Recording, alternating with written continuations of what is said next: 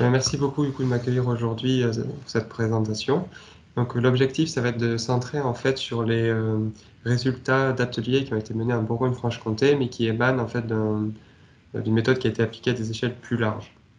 Donc je vais d'abord un peu recontextualiser tout ça avant de présenter les résultats spécifiques à la Bourgogne-Franche-Comté. Donc comme Louis, c'était une démarche qui a été mise en place dans le cadre du projet Lake Value, donc je ne vais pas vous représenter le projet, mais plutôt le postulat en fait duquel nous sommes partis, qui est que certes on cherche à développer les légumineuses en fait, et dans notre cas on a cherché à un peu prédire, si vous voulez, les impacts de ce développement. Un peu le problème, c'est que selon en fait le contexte socio-économique dans lequel on se place, mais aussi les types de légumineuses que l'on mobilise, les services que l'on valorise et les produits que l'on récolte, on va finalement ne pas avoir du tout les mêmes impacts. C'est pour ça qu'on a cherché en fait à développer une méthode de création de scénarios de développement des légumineuses contrastées à dire d'experts. Et c'est une démarche qui a été mise en place dans plusieurs pays européens, dont 6 pour être précis, et dans plusieurs régions de France, dont la Bourgogne-Franche-Comté. Rapidement sur la méthode, en fait, pour chaque territoire, ici abrégé T, on a décrit ce qu'on a appelé des groupes de systèmes de culture, ici abrégé GSC. Ces groupes de systèmes de culture, ce sont en fait des agrégats de plusieurs cultures qui sont en succession, qui ont chacune des performances propres et qui sont issus des données d'enquête sur les pratiques culturelles, l'AGREST. Et donc en fait, pour chaque culture, on peut nuancer par exemple les performances d'un blé dans le groupe du système de culture 1 qui pourrait être différente d'un blé dans le groupe du système de culture 2 et un blé qui serait absent dans le groupe du système de culture 3. Voilà. Et on a obtenu pour chacun de ces groupes de systèmes de culture la répartition actuelle dans le territoire, en Bourgogne-Franche-Comté ici. On a ensuite demandé à des acteurs du développement de l'agriculture du territoire d'établir des scénarios. Donc, ce qu'on appelait par scénario ici, c'est en fait de nouvelles pondérations de ces groupes de systèmes de culture sur le territoire. C'est-à-dire, ils n'ont pas touché aux performances des cultures, juste aux pondérations, de façon à répondre en fait aux enjeux de certains contextes que je vous présenterai un peu plus en détail ensuite. Et ces nouveaux jeux de pondération nous ont permis de calculer en fait des indicateurs un peu agrégés de production totale, de consommation d'intrants et des efficiences. Aujourd'hui, je me focaliserai du coup sur la thématique azote, donc je présenterai la production de protéines brutes, la consommation d'engrais minéral et on va commenter un peu les efficiences que nous avons obtenues. Concernant les différents contextes dans lesquels nous avons plongé nos participants aux ateliers, ils sont au nombre de 4 et ils ont été élaborés par un autre work package de Lake Value, qui était à la base pour développer des politiques publiques. Mais on a vu avec eux que ça pouvait être assez intéressant de l'utiliser aussi dans ce cadre, dans cet exercice. Alors en haut, vous avez le contexte des tribus, le contexte des citoyens, qui sont dits de contexte de croissance inclusive. C'est-à-dire on se projette dans un futur possible où nos sociétés donnent une grande priorité au développement durable et où l'État intervient beaucoup dans l'économie de façon bienveillante.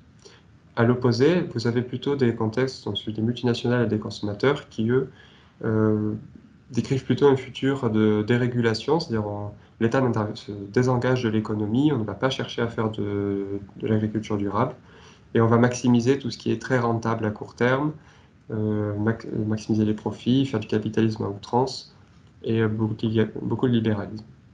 À gauche, vous avez deux contextes, tribus multinationales qui présentent un contexte plutôt de fermeture des frontières, ce qu'on appelait ici nationalisme, mais c'est plutôt des barrières au commerce, et à droite, plutôt des contextes qui se placent dans une Europe intégrée. Donc ici, c'est l'espace Schengen, mais encore élargi, on va dire, avec de liberté donnée aux échanges. Donc je vous demanderai juste de garder en tête ces éléments-là qui seront assez importants pour comprendre les résultats par la suite. Concernant les groupes de systèmes de culture que l'on avait écrits pour la Bourgogne, ils sont au nombre de 12 et on en a 9 qui contiennent au moins une légumineuse de temps en temps dans la succession. Et cet ensemble couvre en fait une grande diversité de cas qui couvre en fait de la céréaliculture pure à la polyculture élevage, en allant juste de l'élevage. Et on a des systèmes qui existent et des systèmes qui sont actuellement vraiment présents sur le territoire, d'autres qui sont plus marginaux, qu'on a qualifiés d'innovants, qui sont notamment issus du projet Légitime qui a été mené sur le territoire quelques années auparavant. Concernant les résultats maintenant, je vous présente ici un graphique un peu macro qui présente les conséquences, si vous voulez, des nouvelles distributions de groupes de systèmes de culture sur les assolements en Bourgogne-Franche-Comté. Donc vous avez un Y, la part des surfaces accordées à différentes catégories de cultures, et un X, les différents contextes, avec tout à gauche le contexte actuel qui nous sert de référence. Ce que l'on remarque, c'est que même avec finalement des contextes très contrastés, qu'on pourrait presque qualifier d'irréalistes, parfois on ne change pas finalement tant que ça l'ordre des choses.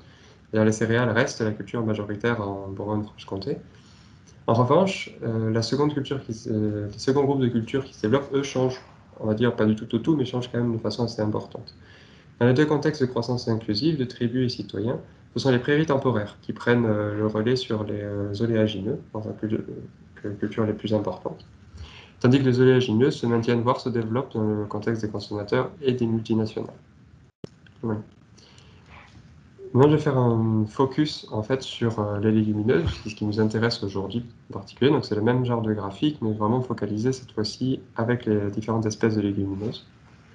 Et ce que l'on remarque, c'est que, mis à part le contexte des consommateurs, qui lui ne fait qu'un développement très marginal de légumineuses en Bourgogne-Franche-Comté, qui actuellement représente 4,3% des terres arables, on a finalement eu trois contextes qui ont fait un développement important de légumineuses, jusqu'à 26% de légumineuses dans le contexte des tribus.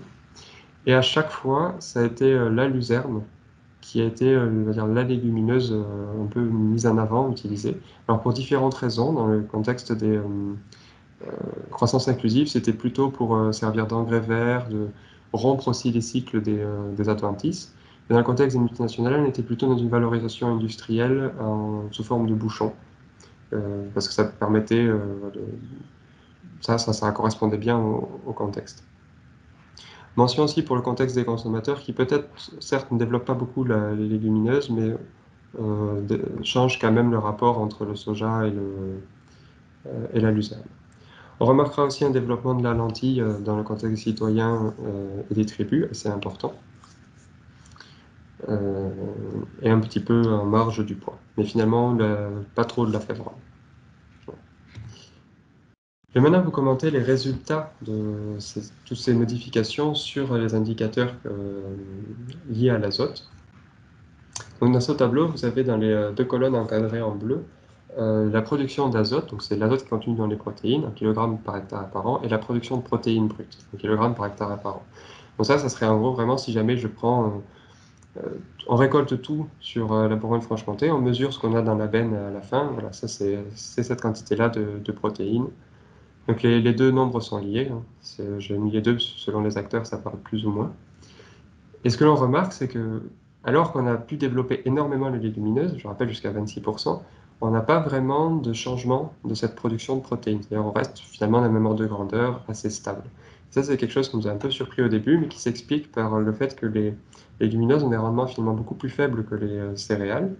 Et donc, à l'hectare, on a des productions de protéines assez similaires.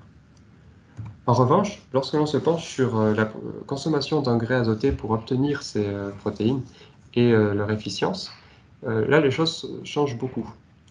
On remarque en particulier que dans le contexte des citoyens et des tribus, on va utiliser beaucoup moins d'engrais minéral azotés pour obtenir finalement une production d'azote tout à fait similaire, ce qui améliore de façon assez importante l'efficience de l'utilisation d'azote. C'est-à-dire qu'on va utiliser moins d'azote pour produire autant. Ce qui m'amène à la conclusion. En quelques mots, donc on a pu, grâce à cette méthode, explorer vraiment 4 développements de légumineuses contrastées pour la Bourgogne-Franche-Comté. On n'a pas réussi à augmenter la production de protéines par ce moyen, ce qui suggère qu'il faut bien travailler dans le cadre, par exemple, du plan protéique, non seulement sur l'introduction de légumineuses, mais aussi sur la demande et sur d'autres cultures. Mais qu'en revanche, sous certaines conditions, on peut utiliser beaucoup moins d'azote minéral pour une production équivalente. Et s'il peut me permettre une ouverture sur d'autres indicateurs, c'est aussi quelque chose qu'on a observé pour les IFT, c'est-à-dire on a pu utiliser moins de produits phytosanitaires en maintenant la production de protéines, enfin, ou du moins en augmentant la part des légumineuses. Voilà. Ce qui n'est pas forcément intuitif quand on sait que le poids et la févrole sont parfois plus consommatrices. Voilà. Bien fini ma présentation. Merci beaucoup pour votre attention et n'hésitez pas à me poser des questions si vous en avez. Merci, Paul. Timing parfaitement respecté. Alors, avez-vous des questions par rapport à ce programme et aux résultats obtenus? Moi, je me demandais juste, je me rappelle plus pourquoi le contexte consommateur ne permet pas d'augmenter les légumineuses par rapport aux autres contextes. Est-ce qu'il y a une explication?